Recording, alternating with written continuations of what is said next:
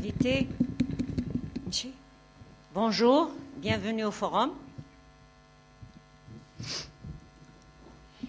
Le forum d'aujourd'hui accueille le directeur général de l'Agence nationale des barrages et des transferts, ANBT, M. Azira, pour une rencontre consacrée à l'une des questions les plus stratégiques pour le pays, la sécurité hydrique. Cette intervention sera l'occasion de faire le point sur l'état des barrages, sur les projets de transfert d'eau et sur les perspectives mises en place pour garantir un approvisionnement durable face aux défis climatiques. Avant d'entamer les débats, nous cédons la parole à M. Azira pour une petite communication et on entamera les questions-réponses juste après. M. Azira, je vous cède la parole. Merci beaucoup, madame. Permettez-moi de vous remercier pour cette aimable invitation et sincèrement, je suis très honoré de participer à votre forum. Vous êtes le bienvenu. Merci, madame. Donc, je vais commencer par donner une situation générale de la situation hydrique au jour d'aujourd'hui. Donc, c'est une situation arrêtée au 3 février 2026. Donc, nous avons un volume stocké qui est de 3 milliards 400 millions de mètres cubes, ce qui correspond à un taux de remplissage des barrages de 44,20%. Et si on doit le comparer par rapport à l'année précédente dans la même période, donc l'année passée, on avait enregistré un taux de remplissage de 37,82%. Donc, vous l'avez bien remarqué, constaté qu'il y a une amélioration notable en matière de stock mobilisé au niveau des 81 barrages qui se trouvent à l'échelle nationale. Donc, aussi, je vais vous donner une autre donnée qui est importante. Donc, depuis le 1er septembre 2025 à ce jour, donc c'est l'année hydrologique, donc nous avons enregistré un volume de 2 milliards 145 millions de mètres cubes. Donc, et quand même, c'est un volume très très appréciable et exceptionnel par rapport, ça fait quand même des années qu'on n'a pas enregistré ce volume, ce qui nous permet de dire que cette année, Inch'Allah, c'est une année hydrologique importante, donc et ça va impacter positivement la situation hydrique dans le pays aussi pour l'agriculture. Donc voilà les grands paramètres concernant la situation hydrique. Maintenant, si vous voulez qu'on aille dans les détails. Donc, allez-y, M. Azira. Allez-y, ça donnera plus de sujets à débattre après. Allez-y. D'accord.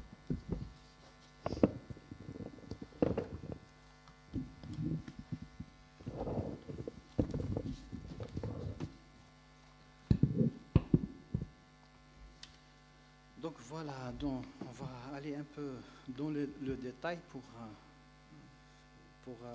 savoir davantage sur la situation hydrique. Donc on fait une petite analyse par rapport aux 10 dernières années. Donc si on commence à partir de l'année 2016, d'accord.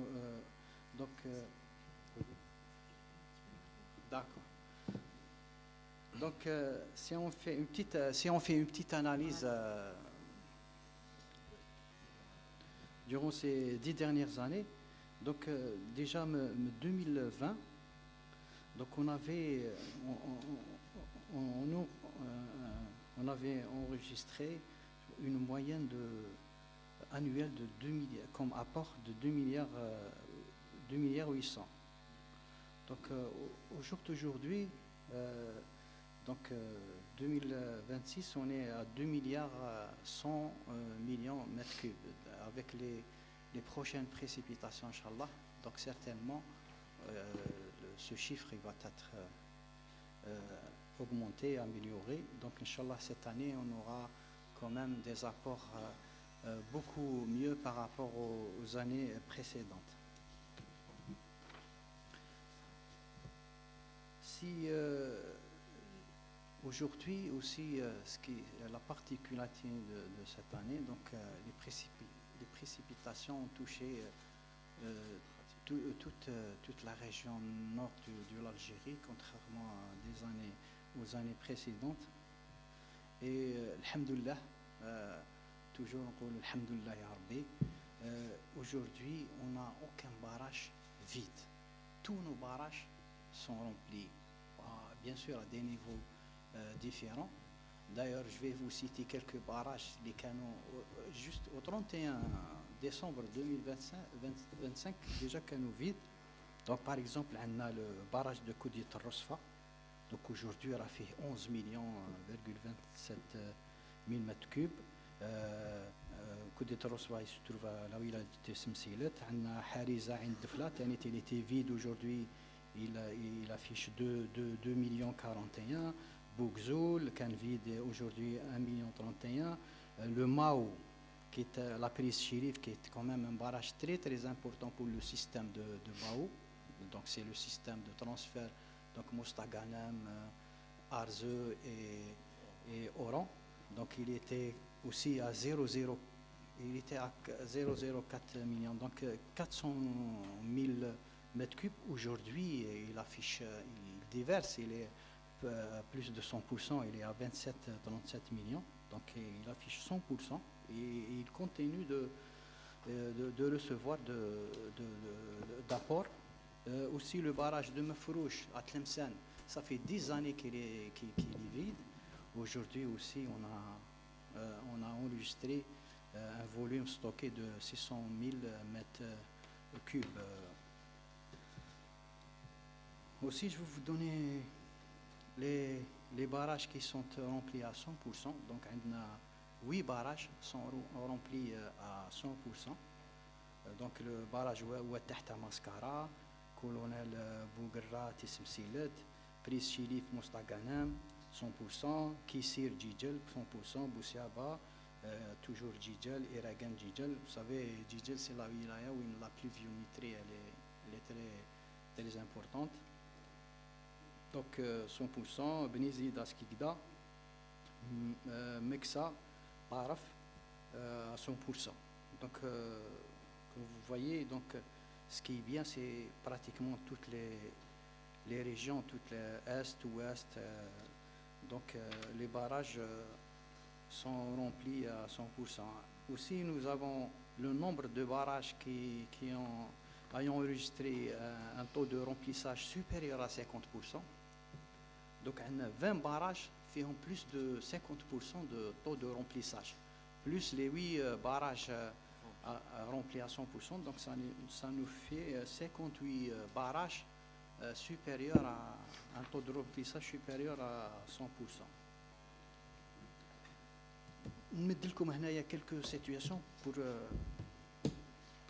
voir l'importance des apports. Par exemple, Karamis à Mostaganem, au 31-12-2026, il était à 6 millions aujourd'hui, il est à 25 millions. Vous voyez qu'il a triplé, quadruplé la quantité.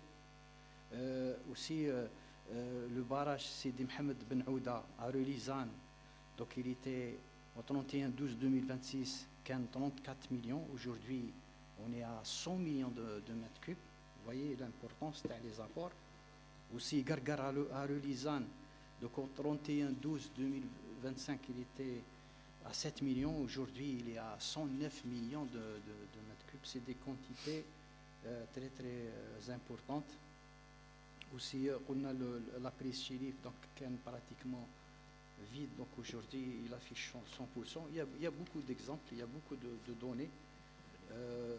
Gharib, par exemple, Ain Dfla, 48. Aujourd'hui, il est à 94. Vous voyez qu'il a doublé. Sidi Mohamed Ben Taiba, toujours à Ain Dfla. Donc, qu'on a 23 millions au 31-12-2026. Donc, aujourd'hui, il est à 46 millions. Et il y en a plusieurs exemples similaires. Donc vous voyez la particularité de cette année. Donc les apports ont touché pratiquement tous nos barrages dans les différentes régions, dans les différentes wilayas.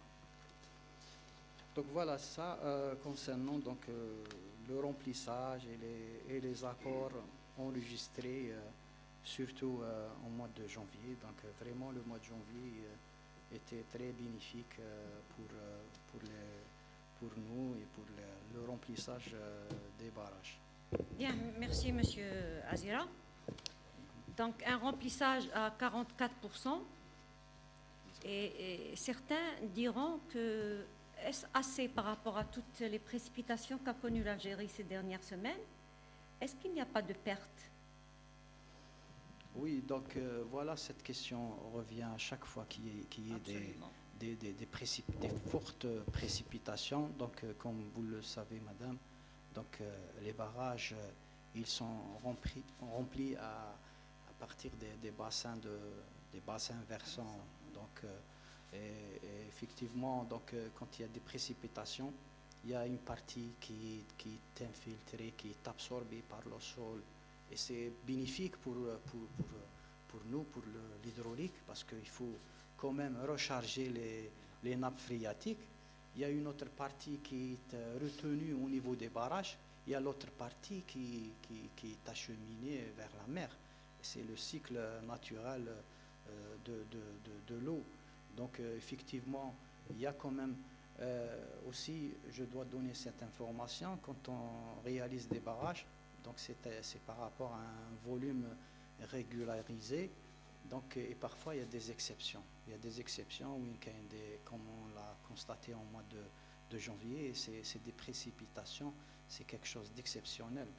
Donc on ne peut pas construire un barrage par rapport à une donnée exceptionnelle, mais ça n'empêche pas qu'il y a une réflexion dans ce sens pour retenir, avoir la capacité de retenir le maximum des eaux superficielles. Pourquoi je ne comprends pas pourquoi on ne retient pas le maximum des précipitations actuellement. Pourquoi les barrages ne retiennent pas le maximum aujourd'hui? Non, c'est que justement, c'est là c'est la question. C'est la question. Donc voilà, les barrages retiennent, sauf les barrages qui sont remplis à 100%, donc le surplus, donc il est déversé, il est dans les avals pour être acheminé vers la mer. Mais sinon, les autres barrages, ce qu'on voit, les autres barrages, ils ne sont pas remplis à 100%, donc ils retiennent l'eau qui est versée dans le bassin versant. Voilà.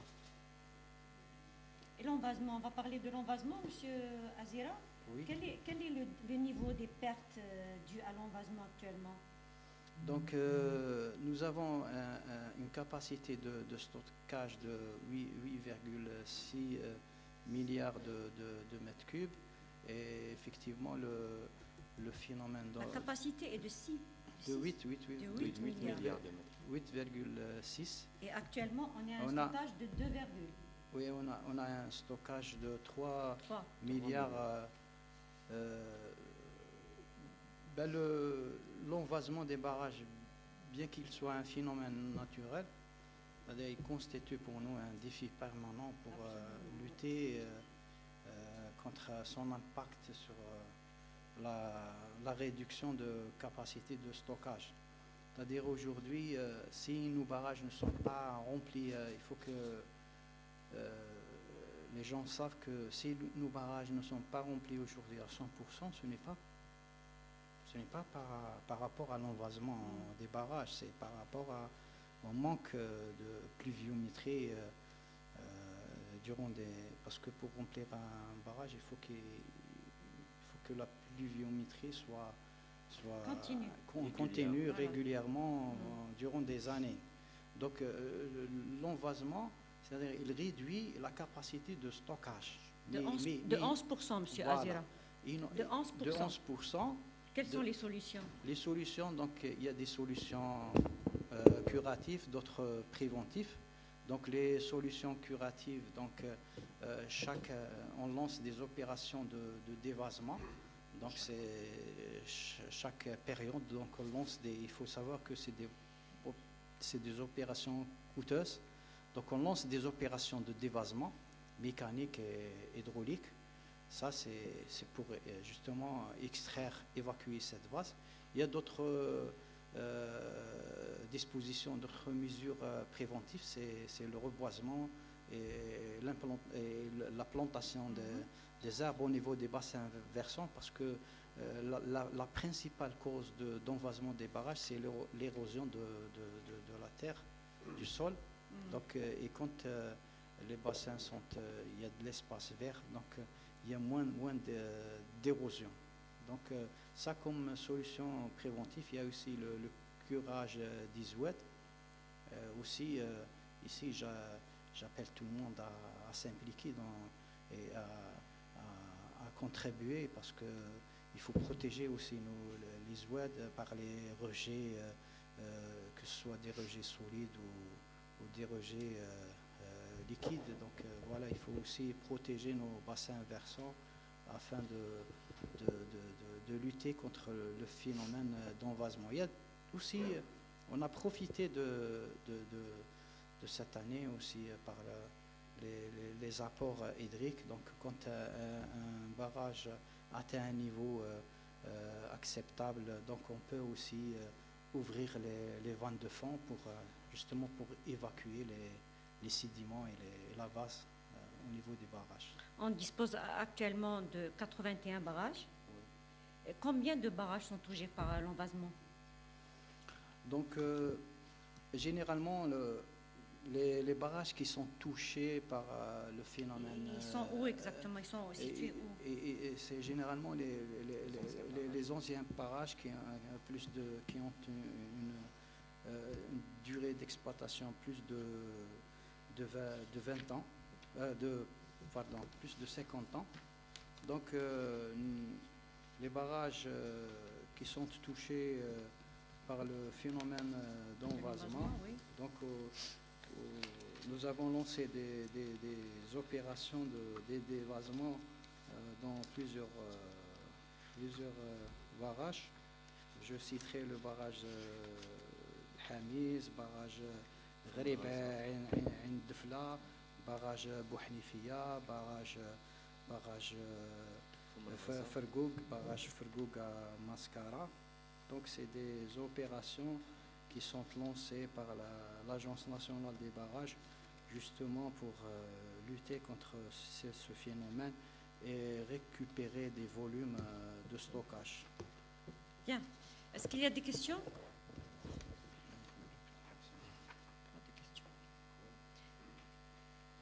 Monsieur Azira, oui. Quelles sont les perspectives? Est-ce qu'il y a de nouveaux barrages planifiés pour être reconstruits? Est-ce qu'on se suffit des 80 barrages qu'on a?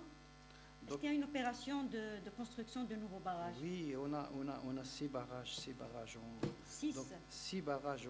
Donc, on a un barrage qui est réceptionné définitivement. Donc, d'ailleurs, c'est le barrage de Djedra à Souk Haras. Donc, il est rempli. On a opéré à sa mise en eau en septembre 2023. Et aujourd'hui, il affiche un taux de remplissage de 100%. Donc, c'est le barrage de Djedra. On a aussi un barrage, incessamment, on va procéder à sa mise en eau. C'est le barrage de l'Azraq à Khenchla. Donc, le corps du barrage est achevé à 100%. Donc, il reste juste quelques accessoires, quelques structures annexes. Mais il est prêt pour procéder à sa mise en eau. Donc aussi on a 2 barrages à Tizi Ouzou, Sidi Khalifa, pour une capacité, un volume de stockage de 35 millions, barrage de Souk Tlata avec un volume de stockage de 90 millions, avec un taux d'avancement de 86%. Donc il est prévu sa mise en eau fin 2026. Aussi le barrage Bokhroufa Taraf, donc, avec un volume de stockage donc, de 97 millions. Donc, le taux d'avancement est à 80%. Donc, on va procéder aussi à sa mise en eau est prévue pour le premier trimestre 2027. Barrage Bouhdid, c'est un barrage écriteur. Donc c'est un barrage qui a un taux d'avancement à 80%. Et aussi le barrage l'Azraq que je viens de citer. Donc on va passer de 81 à 87 barrages d'ici une année. D'ici une année, voilà. D'accord.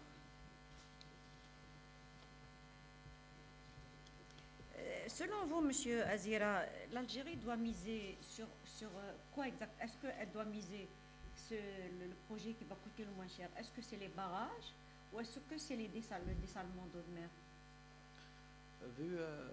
C'est une très bonne question. Vu la situation mondiale climatique, le stress hydrique et les changements, donc je pense que les deux solutions, la contribution des deux solutions constitue pour nous, pour l'Algérie, un facteur essentiel pour garantir la sécurité hydrique. Donc, alhamdoulilah, on a un littoral à 1200 km et on a quand même une superficie plus de 2 millions de kilomètres carrés. Donc, on a d'autres sites potentiels pour construire des barrages. Donc, on a identifié d'autres sites, on a fait des études pour justement construire d'autres barrages. Donc, je pense qu'il faut conjuguer les deux solutions. Donc, les eaux conventionnelles, à savoir les eaux superficielles des barrages et les eaux souterraines, aussi les eaux de dessalement. Aussi, l'Algérie, elle s'est lancée dans une nouvelle politique, une nouvelle stratégie qui est la réutilisation des eaux usées. Donc, on a notre secteur qui est le ministère de l'hydraulique. Donc, on a lancé plusieurs projets justement pour mettre en place, de réaliser des stations à traitement tertiaire qui rend la possibilité d'utiliser cette eau surtout pour l'irrigation. Bien. Et les dernières précipitations, M. Azira, vont nous préserver pour combien de temps? Est-ce que c'est juste pour l'été? Est-ce qu'on peut dire qu'on peut aller jusqu'à l'année prochaine? Les stocks qu'on a actuellement. Justement, alhamdoulilah, donc vraiment notre situation, donc on est très satisfait suite aux dernières précipitations. Sincèrement, la situation hydrique d'aujourd'hui est nettement meilleure par rapport comme je l'avais dit, à l'année passée. Donc, mais toujours, nous, on insiste sur la vigilance. Ce n'est pas parce que l'année prochaine, on ignore comment ça va être l'année hydrologique. On espère, Inch'Allah, on est optimiste.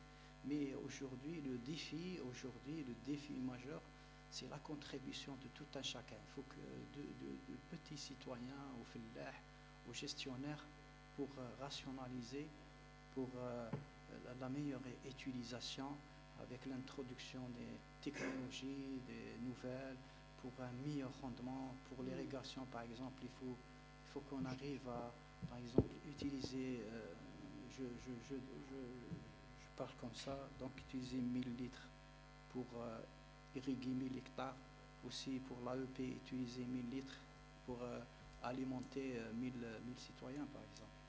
Justement, ce remplissage satisfaisant pour vous, qu'est-ce que ça va changer pour le citoyen? Bien sûr. Et pour l'agriculteur? Voilà.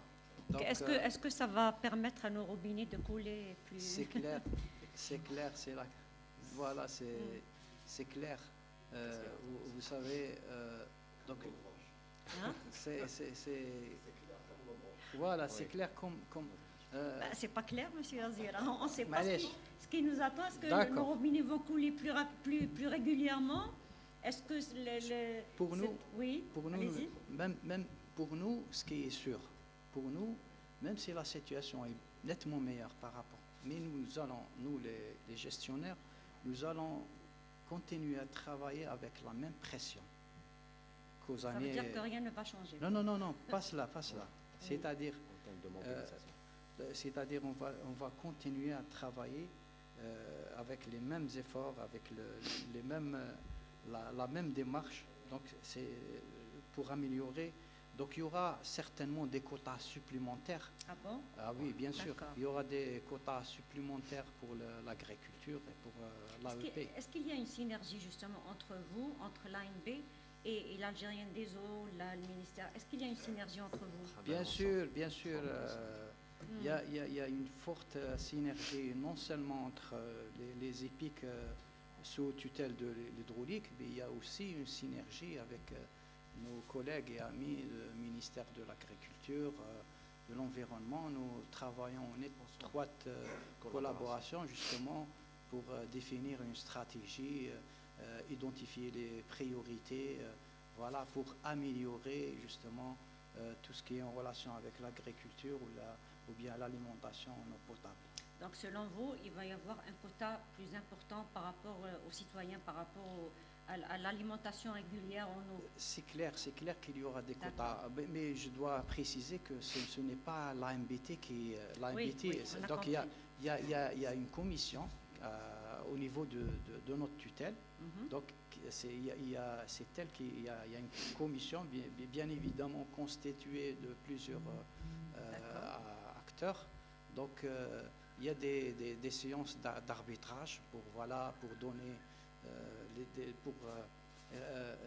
pour une répartition équitable des quotas, que ce soit pour l'agriculture ou pour l'alimentation en eau potable. Justement, est-ce qu'on peut avoir un pourcentage par rapport à l'eau des barrages, un pourcentage par rapport à l'agriculture, à l'alimentation régulière, à l'industrie? Est-ce qu'on peut avoir un pourcentage chez vous?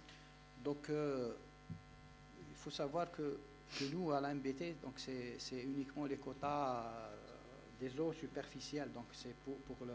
Il y a d'autres, bien sûr, il y a d'autres quantités, d'autres ressources, les forages, et les eaux dessalées. Je parle des capacités des barrages. Les capacités, donc la priorité est donnée pour l'alimentation en eau potable, mais ça n'empêche pas qu'il y a il y a même des barrages qui sont dédiés uniquement pour l'irrigation. Donc juste pour donner, un chiffre annuel, par exemple 2025, donc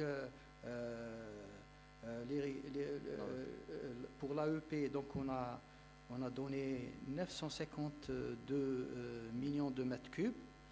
Pour l'irrigation, c'est entre quelle période et quelle période? Une année? Une année. D'accord. Donc c'est pour une année. Donc pour une année, donc on a donné 950 millions de mètres cubes. Pour l'alimentation en eau potable. Pour l'alimentation, pour l'irrigation, on a donné 215 millions de mètres cubes. Si quelqu'un doit une calculatrice, donc on peut calculer pas la peine. le pourcentage. Hein? Lui, il est très fort. Pardon? Pour les deux, pour l'irrigation. D'accord.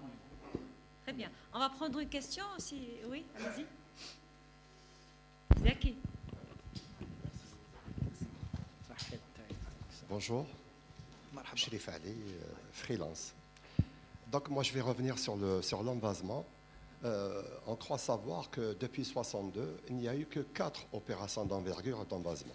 Est-ce que cela veut dire qu'on ne maîtrise pas la technique justement chez nous, ou est-ce que c'est une question de coût, comme l'a suggéré si gentiment notre modératrice préférée? Est-ce qu'il y a un problème à ce niveau-là? J'ai une deuxième petite question, si vous voulez bien noter. Est-ce qu'il y a eu beaucoup de noyés dans les barrages? Est-ce que vous comptez reproduire la même campagne de prévention ou la muscler davantage? Troisième petite question.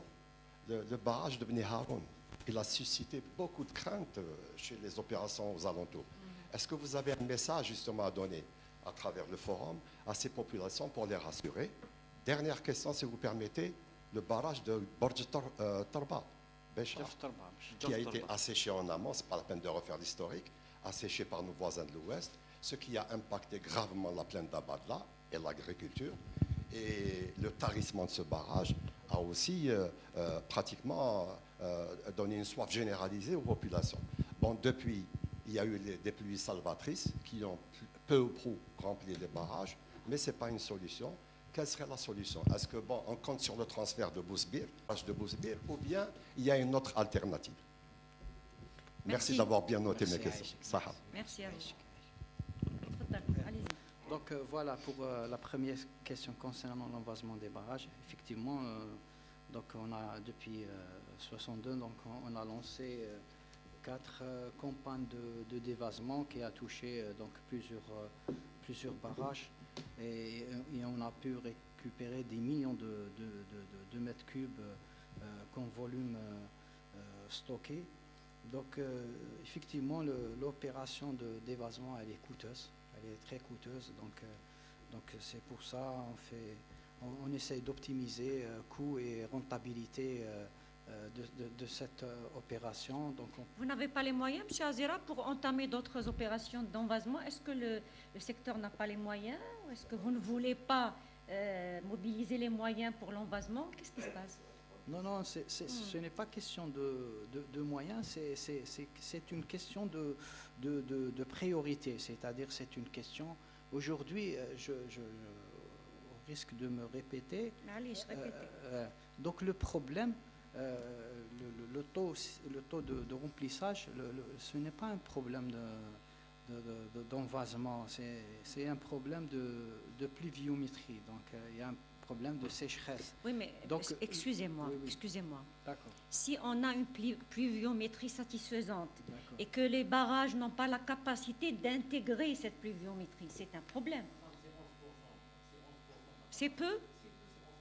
C'est peu? Pourquoi on n'arrive pas à 0%?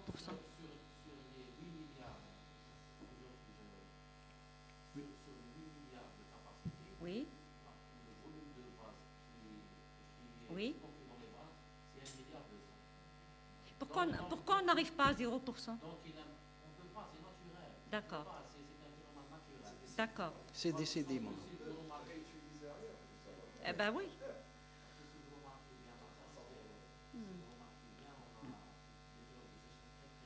Oui. Ça sèche.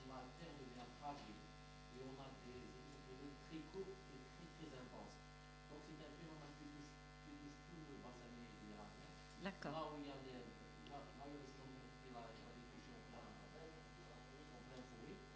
Donc la seule manière d'atténuer pour arriver à zéro, c'est impossible. D'accord. Voilà. D'accord. Allez-y, continuez. Voilà, donc il a parlé de la valorisation. Effectivement, on a lancé plusieurs recherches justement pour valoriser cette vase et ça a donné des résultats très probants. Donc pour l'industrie de la cimenterie, pour la poterie, pour les travaux publics. Donc effectivement, il y a des recherches qui ont été réalisées dans ce sens et on est toujours en train de finaliser pour que l'AMBT puisse exploiter cette vase. Il y a des projets dans ce sens, M. Azera? Oui, Il y a des projets dans le sens d'exploiter la vase? Oui, comme je viens de le dire, donc on a un projet, donc justement un projet de recherche avec un groupe de cimenterie, je ne vais pas citer le nom, en collaboration avec l'université de Hint-Mouchant. Donc effectivement, ça a donné un rendement très positif. Jusqu'à maintenant, cette vase n'est pas exploitée? N'est pas exploitée. Justement, on est en train de travailler avec nos amis du ministère de l'Environnement et de l'Industrie, donc justement pour trouver le cadre juridique, parce que l'AMBT ne peut pas exploiter. Nous, on est autorisé, on a pour mission d'exploiter les eaux du barrage, mais pour la vase, donc justement, on y travaille dessus afin qu'on puisse exploiter cette vase. Ok. Donc la deuxième question? Les noyades, merci.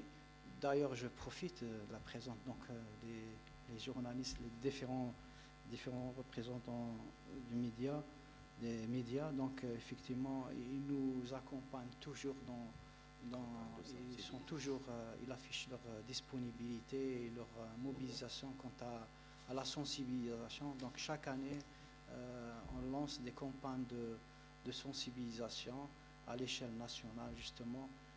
Pour nous, c'est toujours regrettable de perdre une vie bêtement comme ça. Donc, de notre côté, on fait notre mieux pour justement pour garder, pour éviter ces drames. Voilà, mais je sollicite toujours la contribution de tout un chacun, la famille, les écoles, Masajid, pour sensibiliser au mieux nos jeunes contre ce phénomène de noyade dans les eaux de barrage. Allez-y. Est-ce que les responsables des barrages habitent in situ? C'est-à-dire que, qu'est-ce qu'il y a autour du barrage? Est-ce que vous les surveillez de loin à travers les salles? À part le gardien, qu'est-ce qu'il y a aux alentours du... Quelle est la sécurité autour des barrages, M. Azira? Oui, donc on a quand même un dispositif de sécurité, donc, mais vous savez, la superficie de la retenue des barrages, elle est tellement importante. Il y a des zones qu'on ne peut pas surveiller, donc il faut déployer des moyens, des grands moyens pour qu'on puisse contrôler, surveiller toute la superficie de la retenue du barrage. Et parfois même, il y a eu des noyades même dans des oueds, c'est-à-dire pas uniquement dans la retenue du barrage. Oui. Donc, oui. Non, je peux vous rassurer que le barrage, il est très stable. Ce qui est sûr, sur les 81 barrages, donc on les surveille instant par instant, c'est-à-dire on a des services qui sont sur place pour tout ce qui est auscultation, tout ce qui est surveillance des comportements des barrages. Effectivement, le barrage de Bni Haroun, c'est l'un des plus beaux et l'un des plus importants barrages en Algérie, avec sa capacité à mobiliser de la ressource superficielle. C'est un ouvrage très stratégique où, comme vous le savez, donc voilà, justement, il garantit l'alimentation en eau potable 6 wilayas. Et il y a des études qu'on a réalisées pour augmenter le nombre de wilayas qui vont être desservis par cet ouvrage, notamment Beskra et d'autres wilayas incessamment. Donc le système de Bni Haroun, donc, il relie 5 barrages. Et 5 barrages, il y a aussi d'autres études réalisées pour que le nombre interconnecté soit plus élevé. Voilà. Pardon. Vous voulez prendre la parole? Allez-y. J'aimerais profiter de votre présence pour attirer votre attention que les barrages sont des ouvrages d'art. Et les ouvrages d'art, les barrages, sont les seuls ouvrages qui sont équipés de dispositifs d'auscultation. On a des sismographes, on a donc, le comportement de nos barrages sont assurés minute par minute, c'est-à-dire une auscultation, c'est-à-dire réelle, dans le comportement du barrage, au niveau des sous-pressions, au niveau de même la stabilité même du barrage. Pour vous rappeler que le barrage de Bni Haroun, il y a eu plusieurs opérations qui ont permis de stabiliser le barrage. Donc le comportement de ce barrage, je vous assure qu'il est, par son poids, par les dispositifs de drainage, actuellement, il se trouve dans une situation confortable. Il n'y a aucun risque, que ce soit au niveau du barrage proprement dit ou au niveau des installations. Est-ce qu'il y a eu un lâchement de barrages ces derniers temps, après les dernières pluies? Est-ce qu'il y a eu des lâchements de barrages? Est-ce qu'il y a des barrages dépasser leur capacité en Bien sûr remplissage. qu'il y a les barrages de Djidjel, il y a le barrage de Kissi, il y a le barrage de Tah. Il y a un relâchement? Vous avez... Non, c'est-à-dire le dispositif qu'on utilise, c'est l'ouverture des vannes de vidange de fond, D'accord. comme disait notre directeur général. Premièrement, pour diminuer le volume des vases accumulés au fond des barrages. Donc, il y aura donc il y aura un lessivage, un curage et augmenter la capacité des barrages, la capacité d'emmagasinement. D'accord, très bien. Il y a une autre question? Non. On termine juste la question de monsieur, il vous donne la parole, monsieur. Oui, Oui, allez-y. effectivement, pour 300%. Djorf Tarbat, très important. D'abord. Donc effectivement, et c'était la décision de Monsieur le Président de la République. Donc l'année passée, au mois de février, donc on a eu l'honneur que un grand projet de transfert soit réalisé en un temps record. C'est le transfert Gatrani Béchar avec un volume transférable de 80 000 mètres cubes jour. Donc il est opérationnel. Donc il y a un autre transfert réalisé, donc c'est Boussir 1 aussi avec un volume transféré de 30 000 mètres cubes. Il y a aussi, on est sur une étude dans le cadre des transferts sud-sud, de transférer à partir de Adrad, champ de Captain Adrar, vers la wilaya, tout cela, c'est-à-dire pour assurer la sécurité hydrique de la wilaya de Béchar.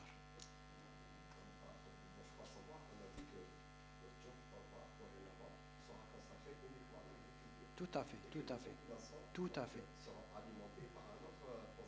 Il y a aussi, justement, pour le moment, donc effectivement, incessamment, avec la mise en service et l'exploitation des différents projets de transfert, donc c'est pour garantir et sécuriser l'alimentation en eau potable de la wilaya de Béchar. Donc effectivement, le barrage de Djorf Tarba, il sera dédié uniquement pour l'irrigation. Il y a aussi un autre projet qui est en phase d'étude, justement, c'est le barrage Igli, toujours à Béchar, donc justement pour augmenter la capacité de stockage, de mobilisation des eaux superficielles. Merci. On va prendre une autre question. سيد عبد اللطيف، كنتم تحدثتم في السابق عن إنجاز 5 سدود جديدة. ستة. ستة. Voilà, 6. كنتم تحدثتم عن إنجاز 5 سدود جديدة، يعني مشاريع جديدة ستدخل حيز الخدمة. هل يمكنك أن تعطينا تفاصيل أكثر حول هذه السدود الجديدة، خاصة أنه نعرف أن الولايات في الجانب الغربي من الجزائر تعاني من مشكلة تزود بالمياه وشح في الأمطار. مع الأمطار الأخيرة وتساقطت، يعني كانت هناك يعني ضاعت الكثير من المياه. يعني هذه المشاريع السدود كل ما تكون السرعة في دخولها حيز الخدمة راح توفر المياه، خاصة أنه فترة الصيف تعرف مشكل كبير في تزود بالمياه. تفاصيل حول هذه السدود الجديدة. شكرا على طرحك هذا السؤال المهم. إذن فعلا هناك 5 سدود قيد الإنجاز، كنت ذكرتها، سدين في ولاية تيزي وزو، سد في ولاية سوق هراس وطارف وعنابة وخنشلة. إذن كما تعلمون كذلك من قرارات السيد رئيس الجمهورية، حيث تقوم مصالح أخرى بإنجاز وحدات محطات لتحلية مياه البحر، والحطات التي ستعزز من التزود بالمياه الصالحة للشرب، وعلى بعد 250 كيلومتر. ولما تدخل حيز الخدمة في طبيعة الحال المياه السطحية اللي كانت تزود راح تبقى في المخزون، وراح نزيدوا راح تسمح بتخصيص كميات إضافية فيما يخص الفلاحة. أما فيما يخص فعلا كما تفضلتم الناحية الغربية هي الناحية يعني تأثر كثير بالتغيرات المناخية، وهذا يعني راجع أساسا للتضاريس والمناخ كما تعلمون. الناحية الشرقية فيها الأطلس التلي والأطلس الصحراوي وفيها جبال يجعل تكثيف السحب، بينما الناحية الغربية يعني فيها مساحة والمفارقة أن الناحية الغربية فيها السهول أكثر، ويعني من ناحية الفلاحة.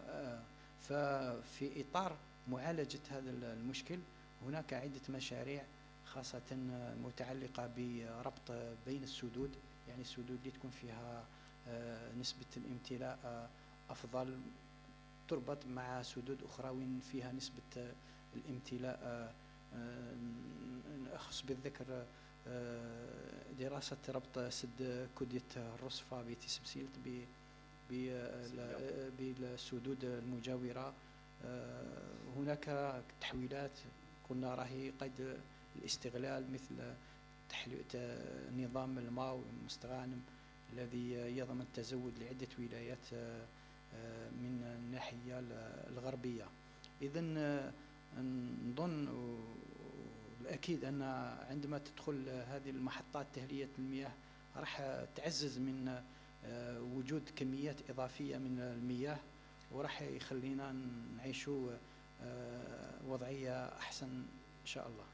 Ces 5 barrages vont avoir une capacité de combien, Monsieur Azera? Donc, ces 5 barrages, donc, on va augmenter notre capacité de stockage de plus de 200 millions de mètres cubes. 260 millions de mètres cubes. 260 millions de mètres cubes. Voilà, supplémentaires. D'accord. Je donne la parole d'abord, après je reviens vous. Une question, allez-y, monsieur. Ma première question, c'est quel est l'impact des changements climatiques entre 2020 et 2025 sur les pluies et sur la disponibilité de l'eau emmagasinée dans les barrages? Ça, c'est la première question. La deuxième, c'est avec la mise en service de plusieurs usines de dessalement dans le centre du pays. Que devient le système, l'ancien système Beni Haroun, Kedara et Hamis, les barrages qui alimentaient Alger en eau? Ça, c'est la deuxième question. La troisième, pourquoi le barrage de Gargar a un apport limité alors qu'il est bien situé, c'est-à-dire on peut dériver l'eau du barrage de Gargar vers les wilayas de Bouira et d'Alger.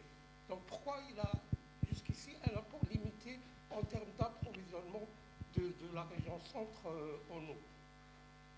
Et puis la quatrième, c'est l'hydroélectricité.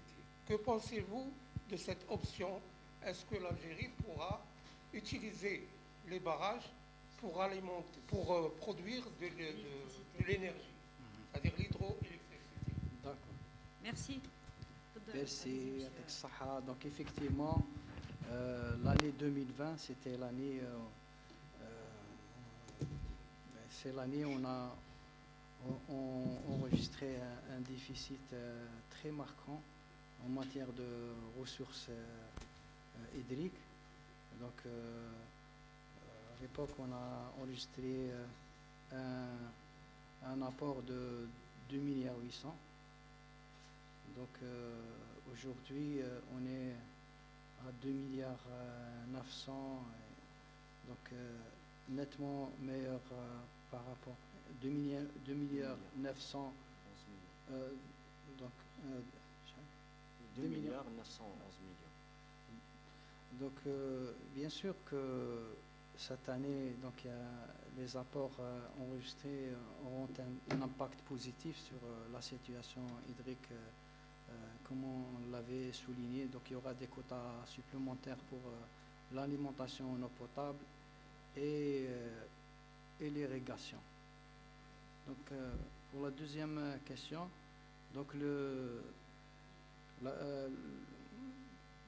bien évidemment avec la mise en service des différentes stations de dessalement d'eau de mer, donc il y aura moins de pression sur les systèmes, sur les eaux superficielles. Donc on va justement reconstituer nos stocks au niveau des barrages qui vont servir pour sécuriser davantage l'alimentation en eau potable et augmenter les quotas alloués à l'irrigation. Donc, et par retour, donc on aura un meilleur rendement par rapport à tout ce qui est agriculture. Pour Gargar, donc vous avez dit Relisane, donc c'est par rapport donc pour Gargar, donc cette année pour Gargar, donc qui se trouve à Relisane, donc cette année vraiment on a durant le mois de janvier on a enregistré des apports exceptionnels. Rien que pour Gargar qui était au 31/12/2025 était à 7 millions de mètres cubes. Aujourd'hui, il enregistre 110 millions, donc soit un apport de 103 millions de mètres cubes durant ce mois de janvier.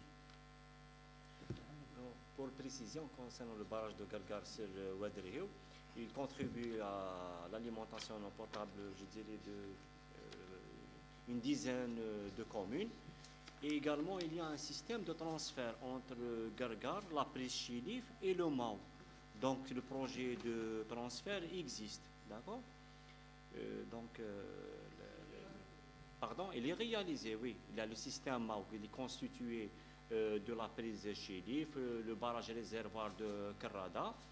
Et il y a un système de transfert pour acheminer les eaux pour alimentation, le couloir Mostaganem, Arze-Oran. D'accord?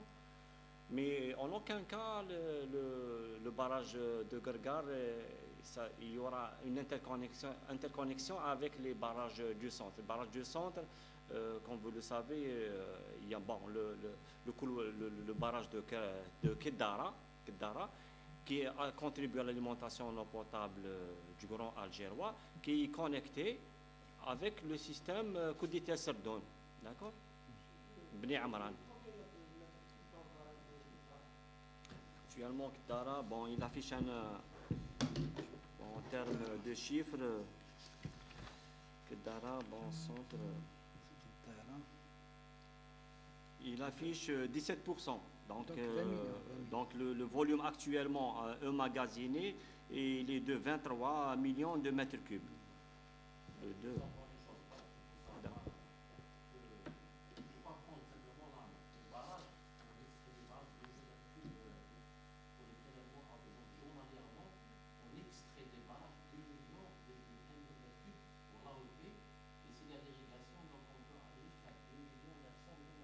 Quotidiennement? D'accord. Donc il y a une pression de prélèvement, en même temps il y a un déficit en apport, donc ce qui fait un peu la gestion de ces matchs est plus compliquée. Donc juste pour la parler de 2020 Climatique, oui. Il faut savoir que les barrages sont interangulaires. Ça veut dire que on mobilise de l'eau, donc il y a la communauté, on restitue cette eau lorsqu'il n'y a pas de pluie. Oui, il y a des périodes de stress. Donc ici, vous avez remarqué bien, pour l'année, on a plus de 2 à 3 mois de Oui. La majorité des mois, c'est on a des températures très élevées et un déficit très important d'eau. Donc, il y a une pression à l'aval pour l'alimentation potable de l'irrigation. Il y a 3 mois d'apport dans l'année, ce qui rend que ces barrages-là sont dans une situation de pression permanente. Est-ce qu'on peut connaître l'apport pour l'alimentation en eau potable, l'apport des barrages et l'apport du dessalement d'eau de mer? Est-ce qu'on ne peut pas? C'est pas une comparaison. Non, justement. C'est pas une comparaison. Je demande est-ce qu'il y a combien Voilà. est l'apport des barrages Très et bien. celui du dessalement. Donc justement, madame, pour cela, il y a une stratégie qui est tracée par notre secteur, notre tutelle. Donc à court terme, d'ici 2030, on aura le 60-20-20, c'est-à-dire 60% de l'alimentation en eau potable à partir des à barrages. non, à partir d'eau dessalée. 60% c'est à partir de l'eau, du dessalement d'eau. Voilà. Et 40% Et 20% des eaux superficielles et D'accord. 20% des eaux souterraines. Voilà. Donc 60% c'est le dessalement, 20% c'est les D'ici- barrages D'ici 2030. 20% barrage, 20% c'est les 20% barrages. forage. et 20% c'est les forages. Voilà. D'ici 2030, Inch'Allah. C'est peu, non 20% pour les barrages, c'est pas peu? Non. Non. Pourquoi l'irrigation, c'est-à-dire pour l'AEP. Ah, L'alimentation. Très bien, très bien. L'autre, c'est... Oui, Merci. oui. Voilà, justement, pour l'hydroélectricité, ce n'est pas... C'est-à-dire c'est un choix stratégique. Donc, nous, la construction, notre principale mission, c'est la mobilisation des eaux superficielles. Et concernant la production de l'énergie électrique, donc nos amis de Sonalgaz le font, ils l'assurent, ils maîtrisent la technologie, donc à travers les centrales à gaz. Donc il faut que vous sachiez que donc la principale mission, comme je l'ai dit tout à l'heure, des barrages, c'est la mobilisation de la ressource. Faire des investissements pour l'hydro, c'est des investissements. En plus, sera une technologie que nous, à l'AMBT, nous ne maîtrisons pas. Donc, voilà. Oui.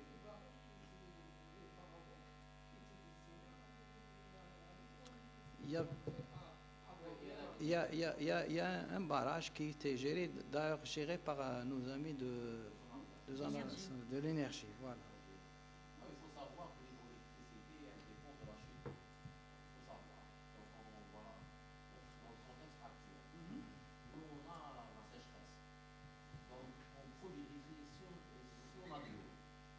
On n'a pas d'eau. Nous sommes un pays gazé. Donc, le gaz, Le micro, Zaki.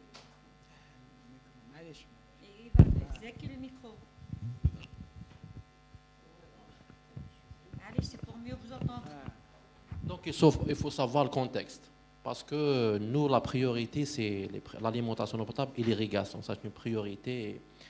Nous sommes un pays qui subit en plein fouet le changement climatique. On a 3 mois de pluviométrie et la majorité des mois, c'est des températures élevées. On prélève 2 millions jusqu'à 2,6 millions pour l'AOP et l'irrigation. Donc, pour produire de l'électricité avec de l'eau, il faut des chutes d'eau. C'est-à-dire que dans les pays qui utilisent ça, c'est des pays là où ils ont beaucoup d'eau. Nous sommes un pays gazé, donc on produit de l'électricité à partir du gaz. Qui ont beaucoup d'eau et moins de gaz. Moins de gaz, voilà. Donc, produire de l'électricité avec de l'eau, ça nécessite des investissements, des hauteurs d'eau très importantes, des pompes très, très, très importantes. Et on a en même temps des installations de gaz qui sont disponibles, donc c'est moins cher et plus disponible. Merci. On va prendre une question. Oui, elle a dit, madame. Bonjour et premièrement, merci d'avoir abordé ce sujet-là qui est très important. Et puis, concernant les barrages, nous avons constaté que le niveau, ou bien, que le niveau de remplissage se change d'une année à l'autre. Alors, dans ce cadre-là, élaborez-vous d'autres stratégies pour garder le niveau élevé, même dans le cas de faibles pluies, ou bien de niveaux faibles de précipitations? Merci. Donc, justement, c'est la stratégie de notre secteur. Donc, par la mise en service des stations de dessalement d'eau de mer qui vont être destinées pour l'alimentation en eau potable. Donc, et les quotas, donc on va récupérer les quotas pour reconstituer, pour préserver le volume, le stock mobilisé. Donc voilà, donc effectivement nous vivons dans une situation climatique qui est très instable. Comme il l'a souligné il l'a souligné mon collègue. Donc, si vous allez faire une petite comparaison par rapport aux années 80, quand la période de la pluviométrie, donc 4 mois, 5 mois, aujourd'hui on n'est qu'à 2 mois, le reste c'est de la sécheresse. Donc nos barrages ils sont trop sollicités, il y a une énorme pression sur les eaux superficielles, c'est pour ça notre État a investi dans d'autres solutions non conventionnelles, à savoir les stations de dessalement d'eau de mer et aussi les stations de traitement tertiaire pour la réutilisation des eaux usées, afin de, voilà, pour l'irrigation. Voilà. Oui, allez-y.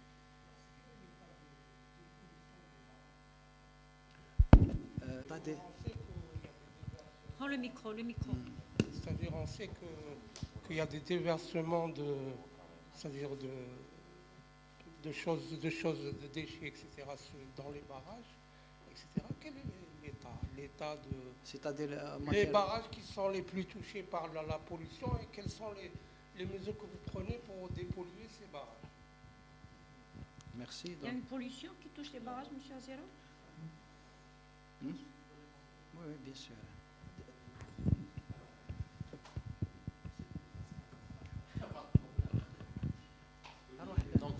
Donc vous savez donc il faut bien comprendre que la pollution dans un barrage elle est tout à fait la conséquence de la construction.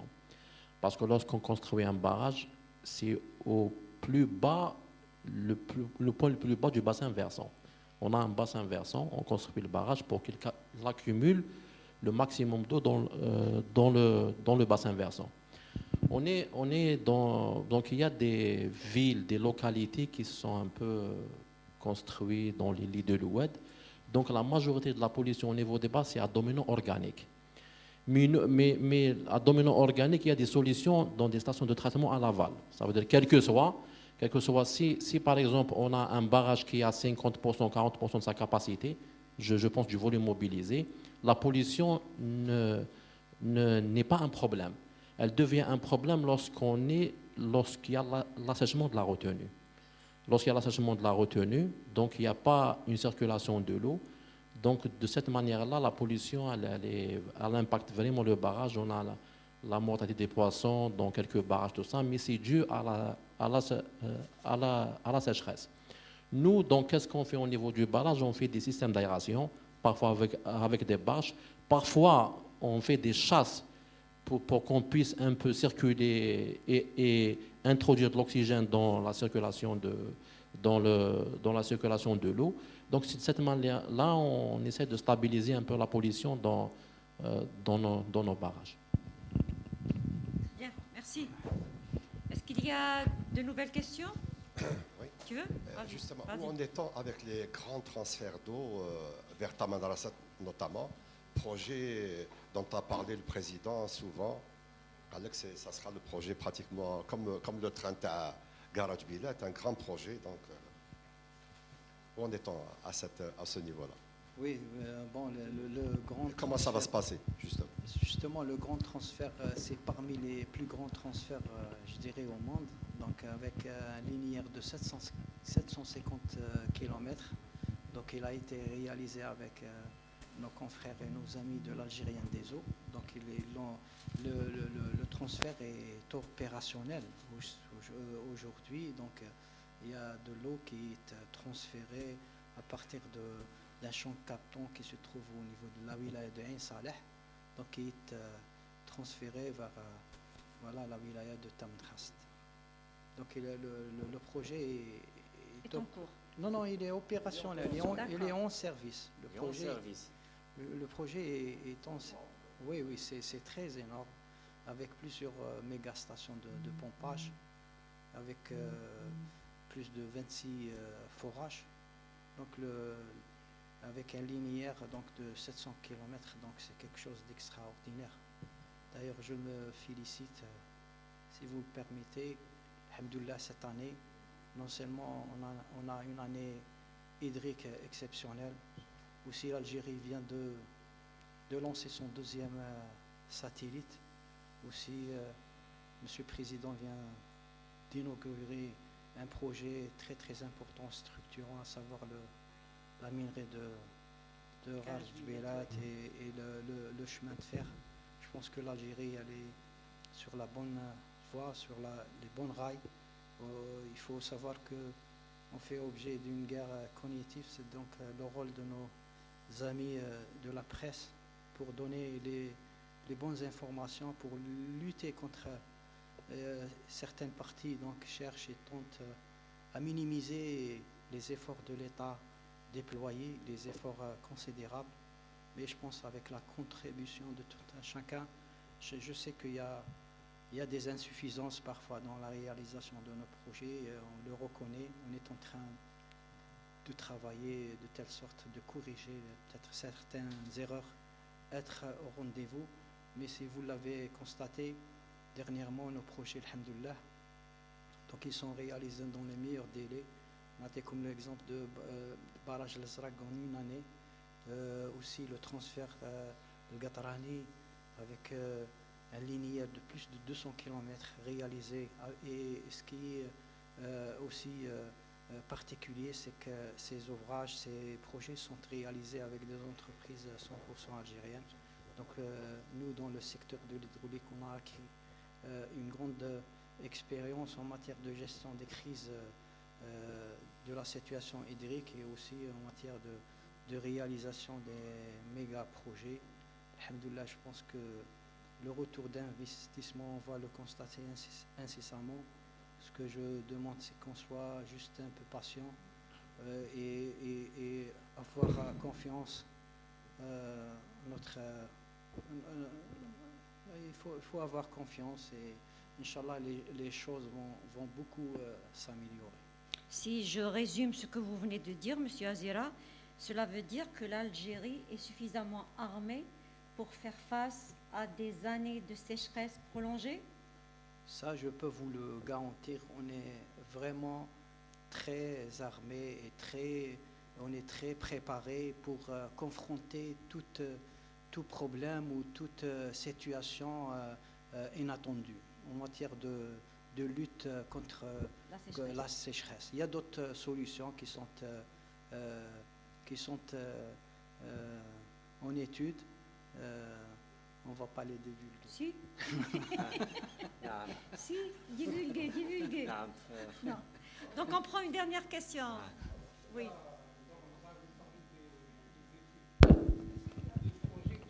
De transfert d'eau, c'est-à-dire de la nappe albienne. La nappe albienne qui est immense, qui va du sud-est, du sud-ouest au sud-est. Est-ce qu'il y a des projets de transfert d'eau de la nappe vers les wilayas, la partie sud des wilayas, des hauts plateaux, comme Khanchla, etc. Est-ce qu'il y a dans le pipe cette étude, on en a parlé il y a quelques années, mais est-ce qu'elle est réactivée? Est-ce qu'on pense l'ANB? Je ne sais pas si c'est l'ANB qui doit le faire ou si c'est une autre entreprise qui doit le faire. أشكرك سيدي على هذا السؤال تاعك. فيما يخص الدراسات التي قمنا بها ونقوم بها، حيث يعني قمنا بعدة دراسات يعني مكتملة. عندنا واحد 27 يعني دراسة تاع سد، موقع سد يعني تمت الدراسة تاعو. إن شاء الله ننتظر الأغلفة المالية بصدد يعني الشروع في إنجازها. فيما يخص التحويلات الكبرى، يعني ألفت انتباهك أننا يعني حاليا عندنا دراستين يعني استراتيجيتين. هي دراسة من شون كابتون تاع زلفانة بولاية غرداية، يعني نجوزوا يعني نمونوا به ثلاث ولايات. عندنا ولاية غرداية، عندنا ولاية بسكرة، مسيلة وباتنا.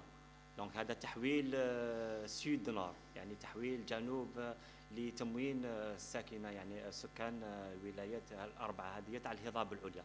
وعندنا كذلك تحويل الحوضه تاع واد الناموس، هذا لتعزيز المياه الساكنه بولايه سعيده وولايه بشار كذلك. يعني هناك دراسات راهي قيد الانجاز، ودراسات يعني مستقبلا ان شاء الله نديروها. هذه كامل تدخل يعني في اطار تعزيز القدرات المياه الجوفيه لتموين السكان، وكذلك تخصيص المياه للزراعه. Merci. Donc, je vous laisse le dernier mot, Monsieur Azera, et on va clôturer le forum. Merci encore une fois. J'étais très honoré de participer à votre honorable L'honneur est partagé, Monsieur forum. Azera. أنا واش نقول ديجا nos chers journalistes, انتم السلطة الرابعة يعني نطلبوا منكم l'accompagnement toujours et voilà et donner les informations justes et voilà. Et encore une fois, j'insiste à la bonne utilisation, la bonne gestion de la ressource hydrique, qui est une ressource vitale et très sensible et importante. Barakallahu fikoum. Merci, Monsieur Azera, pour tous ces détails. Merci, chers confrères. Au prochain forum, Inch'Allah.